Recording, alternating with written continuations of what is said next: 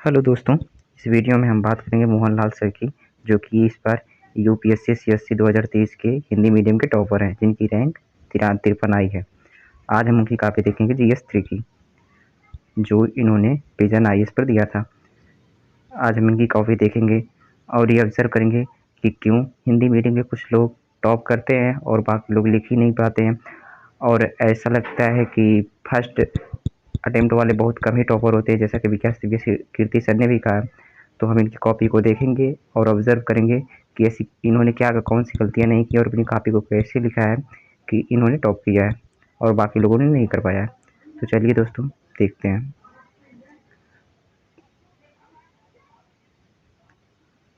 ये रही vision IAS की कॉपी, जिस पर इन्होंने लिखा था।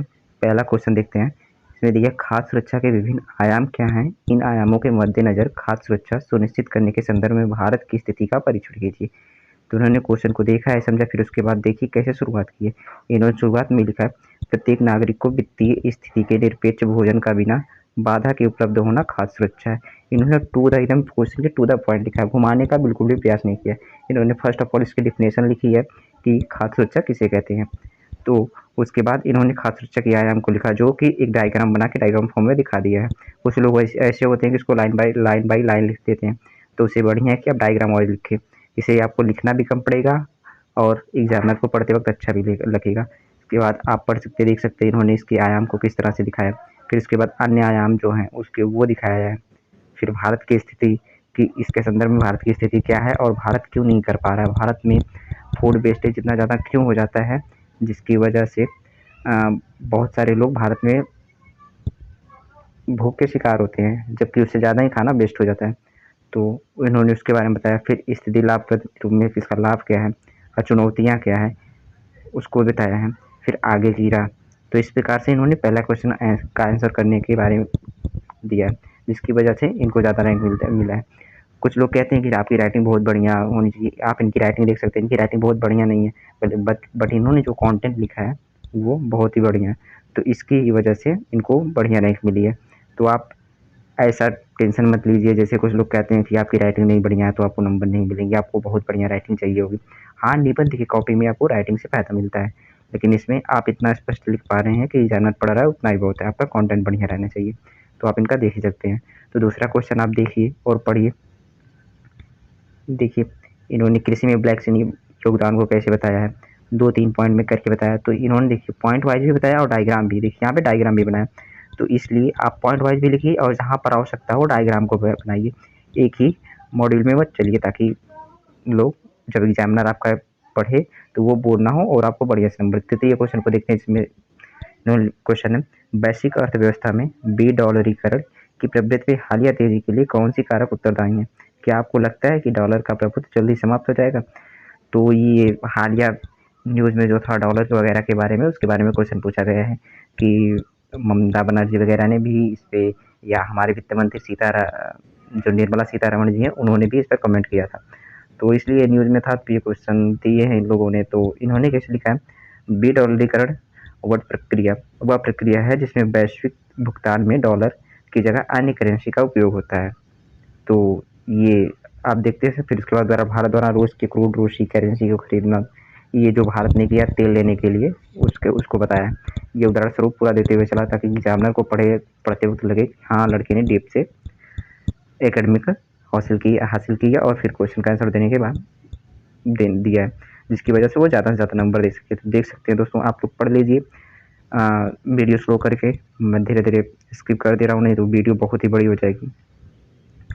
तो ये चौथा क्वेश्चन है, विकसित देशों द्वारा भारत का खाद्य सब्सिडी व्यवस्था में बदलाव करने के अत्यधिक दबाव के बावजूद भारत के लिए निर्धन व्यक्तियों हेतु अपना नीतिगत समर्थन बनाए रखना एक उचित कदम होगा, विवेचना कीजिए।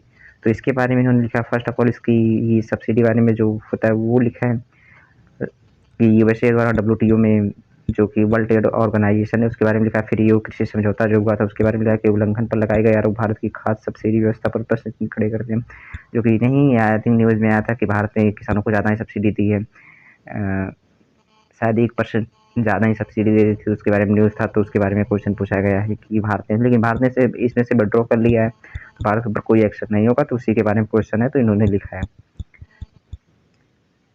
क्योंकि भारत की जनसंख्या गरीब है तो भारत को करना ही पड़ता है, तो इसलिए उसने किया है। आप देख सकते हैं। ये बात करते हैं 5वें क्वेश्चन की। भारत की जल संबंधी जरूरतों को पूरा करने की दिशा में भारत सरकार द्वारा कई पहलों को शुरुआत की गई है, परंतु जल की उपलब्धता, जल की गुणवत्ता और मुद्दों पर अभी भी नीतिगत हस्तक्षेप की आवश्यकता है। विवेचना कीजिए, क्योंकि ये अभी हाल ही में बेंगलुरु वगैरह में आपका जल संकट देख सकते हो जो बढ़ती है। राजस्थान में वाटर क्राइसिस है, तो ये इम्पोर्टेंट न्यूज बन जाती है। तो थर्ड पेपर में आप जानते हैं ज़्यादा से ज़्यादा करंट से रिलेट करके पूछता है, तो डेफिनेटली ये वही सारे क्वेश्चन जो हैं पूछते हैं। तो विजन IAS बढ़िया टेस्ट सीरीज बनाता है, कह सकते हैं। तो देख सकते हैं। छठा क्वेश्चन आप देख लीजिए, जो आर्कटिक में हिमनदों के पिघल रहा है, जो उसके लिए उत्तरदायी पारिस्थितिकी तंत्र पर आर्कटिक हिमनदों के लिए संभावित प्रभाव का वर्णन जो है वो उस पर पूछा है, जिसकी वजह से जल में, समुद्र में जल का स्तर बढ़ रहा है वगैरह ये सब। तो ये तो स्वाभाविक सी बात है कि हमेशा ही करंट में रहता है। इन्होंने देखिए इसमें डायग्राम संभावित प्रभाव जो हैं वो सब कैसे दिखा दिया, हेडिंग वाइज, फिर उसको पॉइंट वाइज। तो ऐसे ही आप लिखेंगे तो आपको भी ज़्यादा नंबर मिलेगा। अंतरिक्ष पर्यटन, जिसे सीधे तौर पर एक साइंस फिक्शन फिल्म के रूप में देखा जाता है, ये 7वां क्वेश्चन है।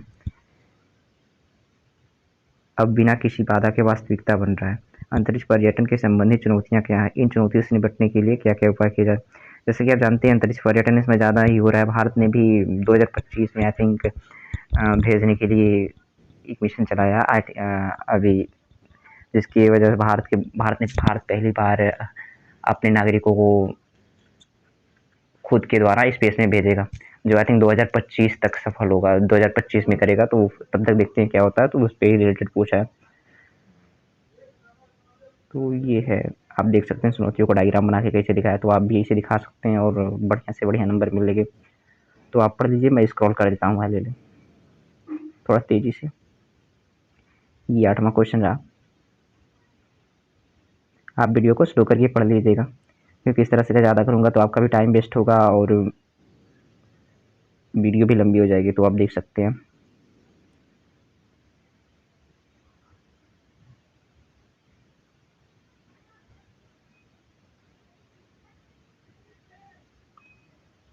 वैसे आप लोग चाहें तो इसे मेरे टेलीग्राम चैनल से भी डाउनलोड कर सकते हैं। हो सकता है तो मैं लिंक अपने यूट्यूब चैनल की डिस्क्रिप्शन बॉक्स में डाल दूंगा, तो आप वहाँ से भी इसको डाउनलोड कर सकते हैं और इसको देख सकते हैं बढ़िया से।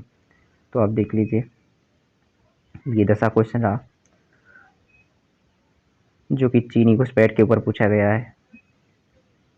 आंतरिक सुरक्षा का इसमें एक पोर्शन है ना थर्ड वाले में, तो इससे ही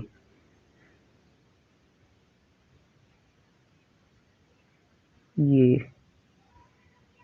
पढ़ लीजिए आप लोग ले लीजिए थोड़ा। ये भारत की ऊर्जा सुरक्षा प्राप्त करने की हरित हाइड्रोजन जो भूमिका का परीक्षण वगैरह है, ये हाइड्रोजन से संबंधित है, जो भारत का एक मिशन था उससे ही अभी हाल ही में।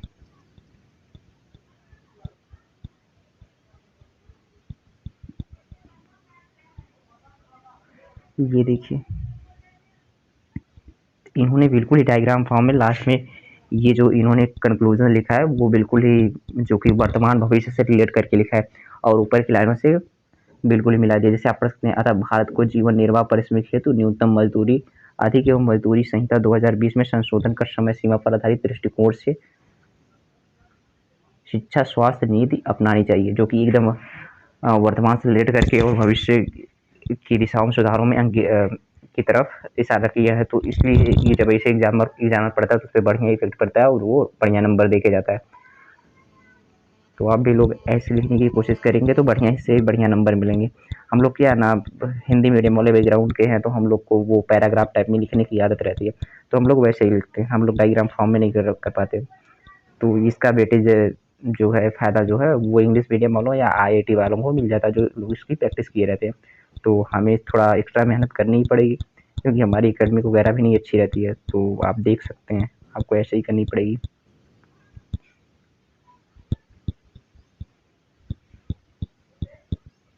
ये 15वां क्वेश्चन रहा।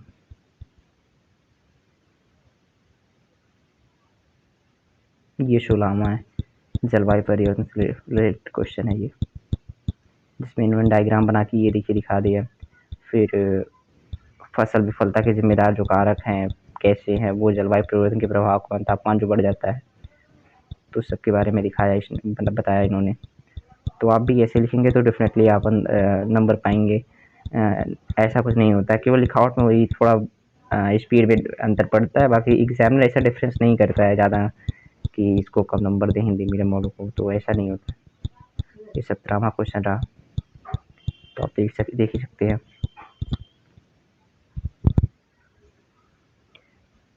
जो भूस्खलन वगैरह से रिलेटेड करके पूछा है, भूकंप के दौरान प्रतिक्रिया स्तर पर होती है, तो इन्होंने कैसे लिखा आप देख ही सकते हैं। तो आप भी ऐसे लिखने की कोशिश करेंगे तो बढ़िया से बढ़िया नंबर मिलेगा। आगे की राह वगैरह, ये हाल ही में वैज्ञानिकों ने परमाणु संलयन अभिक्रिया में निवल ऊर्जा लाभ की घोषणा जो की है, स्वच्छ ऊर्जा के भविष्य में एक बड़ी वैज्ञानिक सफलता माना गया। परमाणु संलयन आधारित विद्युत उत्पादन के क्या लाभ हैं, तो ये उससे परमाणु संलयन के बारे में पूछा, क्रिया के बारे में पूछा है।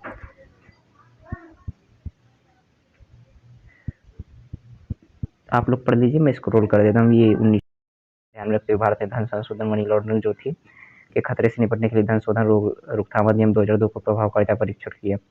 तो ये काले धन से रिलेटेड जो चल रहा था, हालिया संशोधन वगैरह 2002 के तहत जो हुआ था, फिर पीएम मोदी ने भी किया था, तो इससे रिलेटेड क्वेश्चन पूछा है। चुनौतियां हाल में न्यूज में था तो इसलिए पूछता है।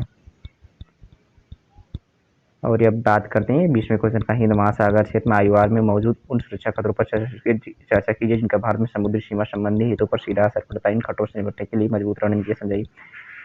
तो ये भारत का अपने व्यापार का और चीन का भी लगभग 63-75 के अनुपात में उसका भी यहाँ से व्यापार होता है, और अन्य देशों का भी होता है। जैसे मालदीव पे चीन का प्रभाव बढ़ता जा रहा है, श्रीलंका पे लिया तो इसलिए भारत से जो खतरा उत्पन्न हो रहा है उसके बारे में पूछा है, क्योंकि हाल में मालदीव में इंडिया आउट कैंपेन चला था, फिर बांग्लादेश में चलता है, तो इससे रिलेटेड करके ये पूछेगा ही।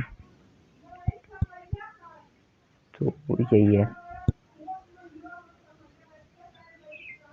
तो आशा करते हैं आप लोगों को ये कॉपिन के देखिए कुछ सीखने को मिला होगा, और आप लोग अपने आंसर में ऐसे ही वैल्यूएशन करेंगे और लिखेंगे, और अगले साल तक और बढ़िया से बढ़िया रैंक लाने की कोशिश करेंगे, जिससे कि हिंदी मीडियम वाले लड़कों के मन में जो डर बैठा है उसको दूर करेंगे, और उनकी कमियों को बताएंगे, उनकी कमियों से उनको अवगत कराएंगे, जिसकी वजह से वो झूठी अफवाहों में फंसने के बजाय मेहनत करेंगे, और मेहनत करने के बाद बढ़िया से नंबर ला के वो टॉप करेंगे। तो ओके, आज के लिए बस इतना ही था, मिलते हैं अपनी नेक्स्ट वीडियो में। और हाँ, अगर इसको डाउनलोड करना होगा तो ये ओनली सिविल सर्विस करके एक टेलीग्राम चैनल है मेरा, उस पर मिल जाएगा, आप लोग वहाँ से डाउनलोड कर लीजिएगा। ओके बाय, मिलते हैं नेक्स्ट वीडियो में।